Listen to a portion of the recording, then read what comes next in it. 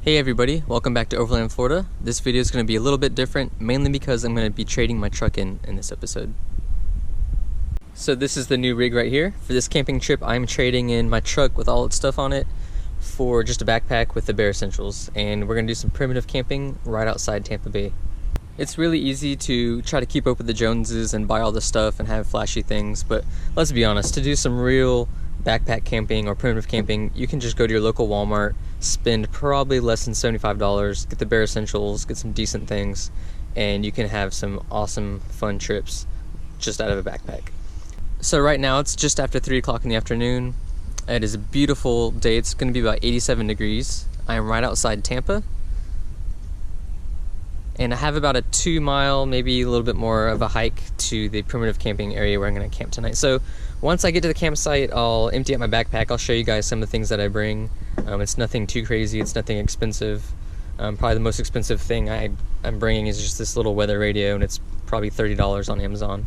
Probably cheaper now. They have other models out though. But other than that, I have a headlamp right here. I have a fire starter kit in here. Then I have some water right here, and I also have a life straw so I can refill this in the Hillsborough River. But other than that, let's get to hiking. So some of my hike today is right alongside the Hillsborough River. It is so peaceful and calm. The water's actually really clear today. The last couple times I've been here, it's been after some heavy rains, and the river's been up, and it's been really murky and tan. But you can see all the fish right on the bottom. Now a lot of you will probably recognize this bridge. It'll be a dead giveaway as to where I'll be camping tonight.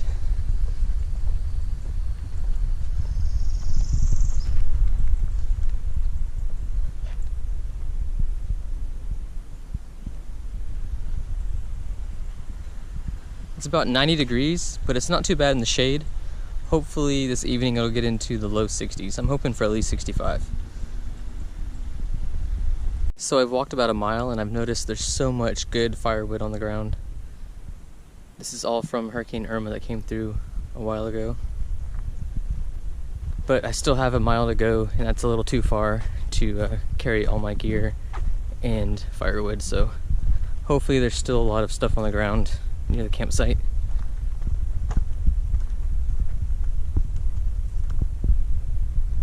One thing's for sure, if I was a raccoon, I'd be living in that tree right there. There's so many hollowed out trees here along this trail.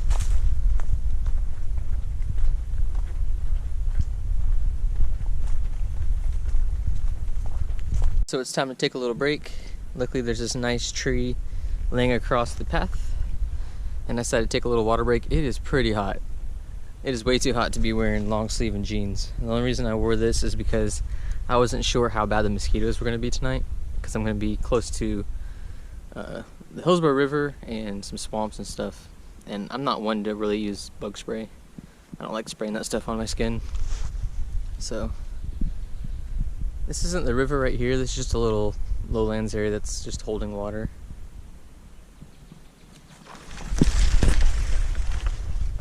So I'm gonna walk on.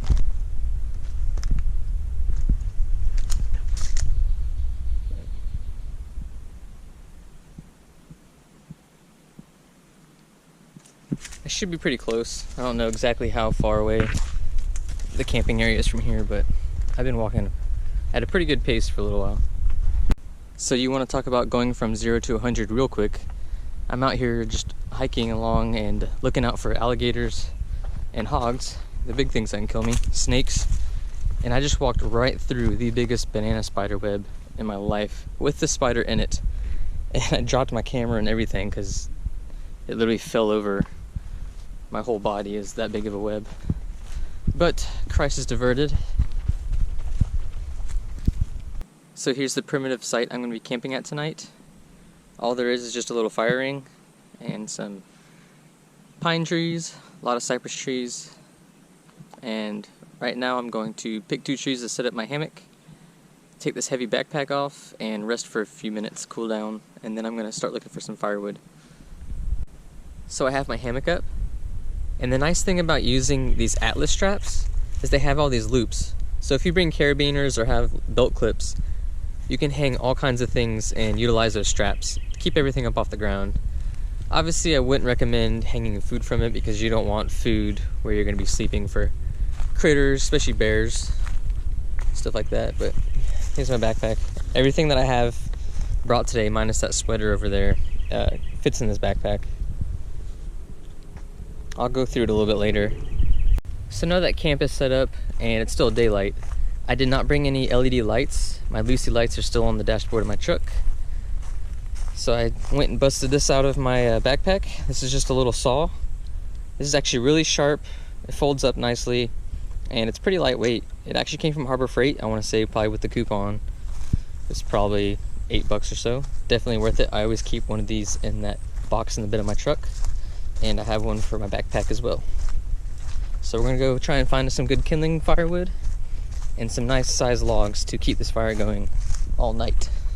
So I have some light, because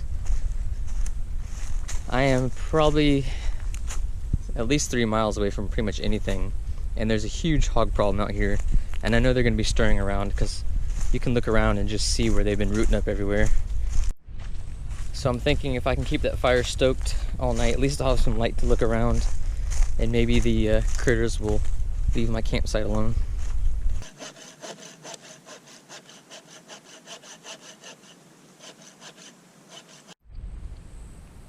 I really wish I would have taken the axe off my truck and just carried it the 2 miles back here. Everything back here that I've kind of come across is one extreme or the other. It's either smaller stuff that's good for the saw, or it's bigger stuff that's perfect for the axe, which I don't have. So unfortunately, the smaller stuff I'm gonna have to cut a lot of, only because it's gonna burn a lot faster than if I was able to cut some decent sized firewood with an axe. But other than that, starting to get a pretty good pile going. The fire's right over there, but you can't really see. It's kind of washed out in the sunlight right there. But I'm gonna go back into the woods and see if I can drag out some more stuff. So I have a decent amount of firewood that I've dragged and collected just from other places around the campsite. But since all I brought was a headlamp and I don't really have any lights, I will go ahead and show you guys some of the gear that I brought and stuff that I'm going to be doing for cooking. Now for dinner, I just brought one of those little camping meals that you just add the hot water to. But how I'm going to heat up the water is in this little bag. I have a rocket stove. Now my dad built this for me. He actually made a few of them, and we use this on the Appalachian Trail to heat up our meals. It works really well, actually. You just need little tiny twigs. So here's the rocket stove all put together. Its design is basically you just need 2 tin cans, which means it's super lightweight and you can kind of take it apart and it collapses on itself, so you can put it in a backpack or hang it from somewhere on the outside of your backpack. But anyway, you're going to start a fire right up here. You're going to feed it twigs about that size, and whatever you're going to heat up is going to go on top. In this case, we're going to be heating up 3/4 of a cup of water. So it's going to go just like that, and we're just going to feed it, and when you're going to look in there and you're going to start seeing bubbles form on the inside, and when the water gets hot enough, you just take it off and pour it in the bag, seal the bag up, and you'll have a meal after a few minutes. So depending on how much light I have, I'll show you guys that later tonight when I eat, but I just want to give you a run through of what I'm going to be doing. And like I said, this is something you can make at your house. You can watch some YouTube videos and you can have a little stove for free. Nothing. So there's no need to go out and buy all these expensive little stoves and stuff from Bass Pro or, you know, online, Amazon and stuff. Those things can easily, you know, once you have a can of gas, a bottle of fuel or whatever, and it just adds more weight and more stuff to forget at home. So if you have a couple of these little rocket stoves you make out of tin cans and just put one in every backpack, or, you know, one in some little storage bin in your car or truck or whatever, you'll always have a little stove for little hikes and stuff like this. These are really nice to have as well. These are nice water bladders, really strong enforced little eye holes right here, and as you can see, fits a carabiner perfect. And I hang this on the outside of my backpack. Just gives me more room on the inside for other things. And we use this on the Appalachian Trail as well. I think this was from Walmart. It's the Outdoor Products brand. Awesome little thing. You can just unscrew the cap right here. The life straw fits on there perfectly, so if you come up to a spring or a waterfall, you can fill it up We used the life straws a little bit, but I also had a Katadyn, I don't remember the model, Hiker Pro, I think, water purifier. Works really well as well. The problems with the life straw is you're sitting there forever trying to, squeeze water in there. Whereas, I don't remember. I didn't bring it today, so I can't look at it, but I'll make another video and I'll be sure to bring it with me the next primitive camping trip. But there's another one that's a lot faster at filtering the water, so you're not sitting there squeezing the bottle trying to suck up water. But other than that, like I said, I got this little ham radio, weather radio thing, and I don't have a sleeping bag. I actually don't even own a sleeping bag, as weird as that sounds. So I brought a sweater to put on if it gets a little too chilly tonight. I'm hoping it'll be like 65.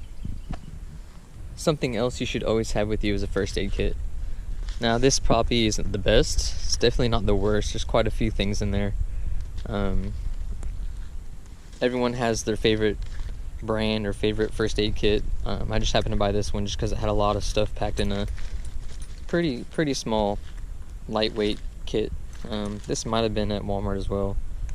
Eco Safety is the brand first aid kit. Don't just go out and blindly buy a first aid kit. At least look in there and see what you have. That way when a emergency does arise, you can react a little quicker and you know exactly what you have in there. It's still a little bit early to start a fire, but since I'm not going to have very much light tonight, I won't be able to show you guys exactly what I'm going to be doing, so I'll give you a little dry run. Hear that one? I don't know if it picked up. I always keep an old pill bottle, just because mainly it's moisture proof and waterproof. And go ahead and in the inside of it, I always keep a little mini lighter. I have a broken up little fire starter. You can buy a box of them. I just break them up in little pieces. And then on the inside of this, I can pack a ton of dryer lint in there. So that's pretty much the only amount you really need to start a fire. I usually start with the smallest twigs I can find, and I put them on top once I get it started. I usually use this to start it, and I have a pretty good success rate, so hopefully tonight I'll film it and it'll work just as well. But I actually bought this off Amazon. I think it might have been $6. Walmart, I believe, has them now. You'd be surprised how much camping gear you can actually get at Walmart that's pretty good quality. So if you saw right there, it creates sparks. So you hold it over, push it, it'll start a little fire, and then you can start adding twigs to it. I try to use this just, for fun. I always keep a lighter as a backup just in case it's, wet outside or something, or you got to camp really late and you're really hungry and you just want to get a fire started so you can cook. And also if the wood and twigs and pine needles and everything are pretty wet, I always have these as a backup as well. That way these will burn for quite a while and dry out the little twigs and everything.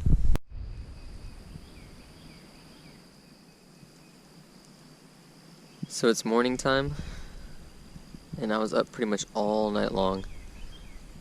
It got so cold. I don't know exactly how cold it got, but I would come stoke the fire for a little while, and then I'd go to the hammock, and I would just freeze. So probably like every 45 minutes I'd get up and come warm up next to the fire and stoke it. But surprisingly, it was a full moon last night, and no critters. I didn't hear a single critter. Here's the hammock and everything. Nothing came rustling through the leaves or anything. I was expecting to see, or at least hear, opossums and armadillos, raccoons, hogs, coyotes. Didn't hear anything, not even off in the distance. Just some birds every now and then, some owls. It's actually getting light pretty quick. I'm probably going to take a nap since it's not as cold. It's going to be warming up. And then I'm going to heat up that meal on this rocket stove right here. I decided I was just going to wait till it got a little bit lighter in the morning. That way I could show you guys how it worked and everything. Then I can have a nice little meal and then take my time, rest, and pack up and hike back out to the truck.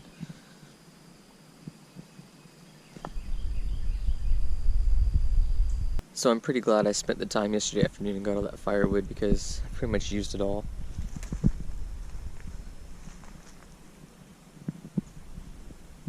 Just those big pieces right there.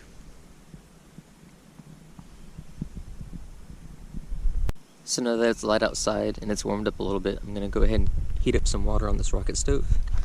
This is the meal I'm going to be eating. This came from Walmart. Almost everything you see in this video today probably came from Walmart, minus the hammock itself. This is chili mac with beef. So what I'm going to do is I'm going to take this purified water right here. I need 3/4 of a cup. So I'm going to fill this up to 3/4 of a cup. And I have on here some marks. You can see this one right here. And I have some other ones somewhere. They're kind of hard to see. This has been used a few times. I think I used that one on the Appalachian Trail. And I'm going to heat up the water, and I'm going to open this up and pour it in there and seal it back up. And there's some directions we'll read on the back. Some of them you have to open up again, stir around and close again. Yeah, see, this one says add 3/4 of a cup of boiling water, stir carefully and close zipper. After 4 minutes, stir again, and then let it sit another 8 to 9 minutes. So this one's actually pretty good. This is a lasagna one too. So to make this easier, I'm just gonna put a little fire starter right here, light this, and then I'm gonna use these twigs right here to keep this going. So shouldn't take too long, I don't think.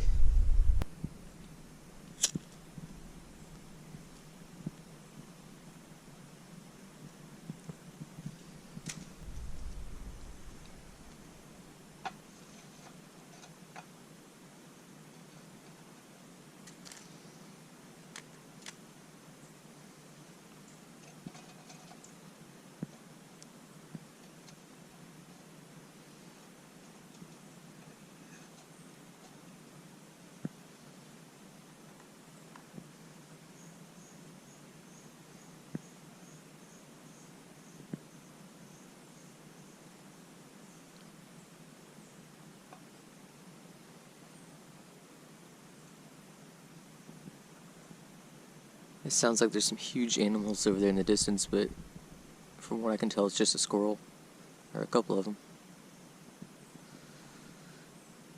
But anyway, so you gotta start pushing this more towards the back, because you want the flames and the heat to come up through the middle, not to come out this end right here. That's pretty good right there. Oop, there we go.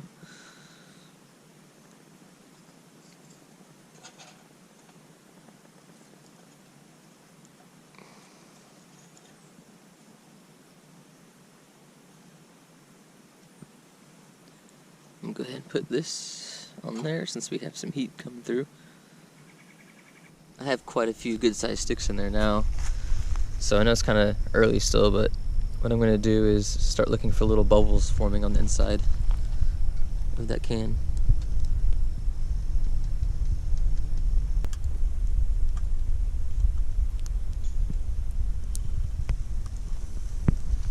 So it's going a little crazy right now, but I don't know if you can really tell, but I have bubbles and everything's starting to form on the inside, so we're really close right now. So I got a pretty decent fire going. As you can see in here, I got some pretty good boiling water right there. So I think I'm going to use my sweater to hold it. I think that's what I did in the past. And again, this is what I'm going to be eating.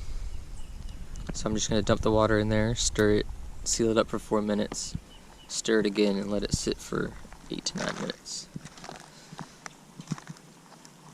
And I'm going to be using my handy dandy Walmart fork and knife, bottle opener,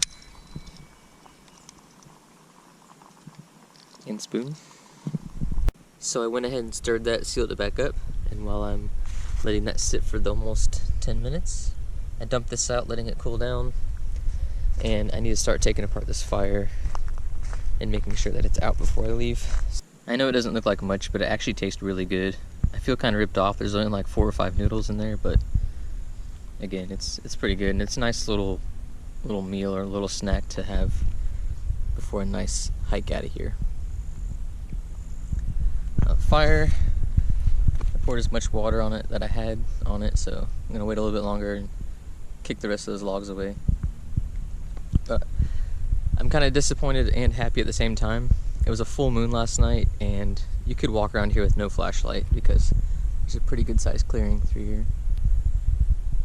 But that being said, I didn't hear or see any animals, which I'm thankful for, but I figured I was prepared. I would have seen quite a few. But heard some owls off in the distance, but they tend to stay close to the river, so they didn't come around here. A couple whippoorwills. No coyotes. Nothing else, just some cows off in the distance. So I've started my hike back to the truck, and you can see where hogs like to come through here and destroy all this swamp area. But I'm gonna try and walk pretty quiet so maybe I can sneak up on some deer. I think I just saw a panther. It was either a panther or somebody up there is walking their dog off leash. Because it came around the corner and looked at me. And at first I figured it was a bobcat, but it did not have a bobtail. It had a full-length tail. But I'm probably not going to be able to sneak up on it since it saw me.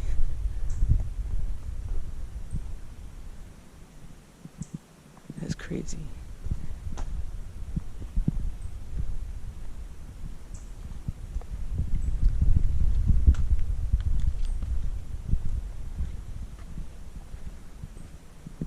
I wish it was like a deer where when they saw you they would freeze. Because I have my camera right here ready, but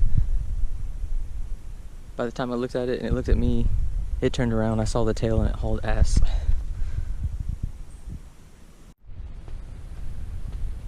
So I'm almost done with my hike. I'm about to come up to the suspension bridge to cross the Hillsborough River. And I'm so excited. I can't believe I literally ran into a Florida panther. And that's why it pays to be quiet when you're on these trails. I want to say it's probably the second one I've ever seen in my life.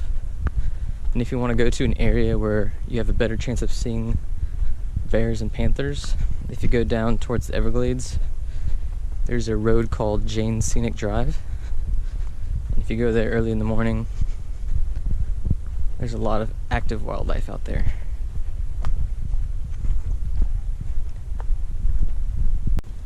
So made it back to the bridge.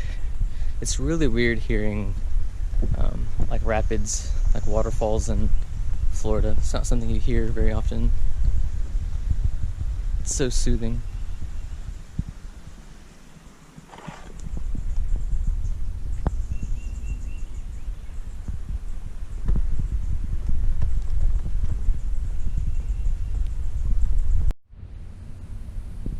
Well, I made it back safely to the truck.